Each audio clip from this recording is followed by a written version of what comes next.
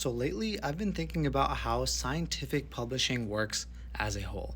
Because I'm a PhD student and I talk a lot on this channel about how important it is to publish scientific papers because it's so important for our careers. But the way that it works doesn't make a whole lot of sense.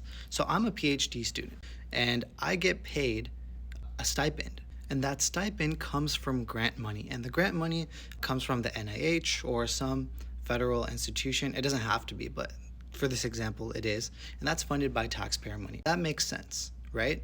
And then I am paid this stipend to do the science and then communicate it with the public via peer-reviewed publications. That also makes sense. We all want peer review so that we make sure that the work is legit.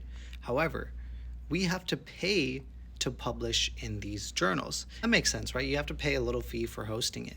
But especially with like open access and things like that, you have to pay. I've seen online up to $10,000 per paper to be published. That makes absolutely no sense. It does not cost that much money to put a paper up on the internet. Maybe I'm missing something and I'm just ignorant. Please explain to me if I am.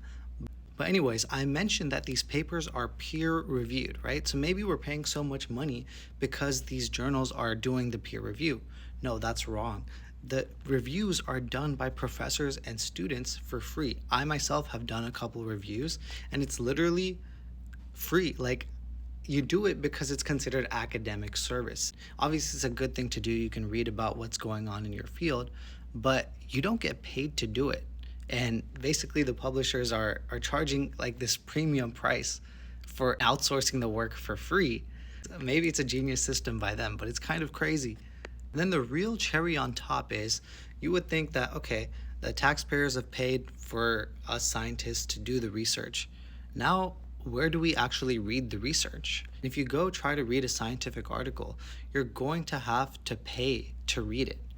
If you're like a normal person and you're just trying to look up an article and read it, it's going to cost you like $30 to rent the article, which is insane because you essentially already paid for the research with your taxes. And in other cases, the university will pay for a license so that if you're at a university, every student on the university can then get access to all of these articles.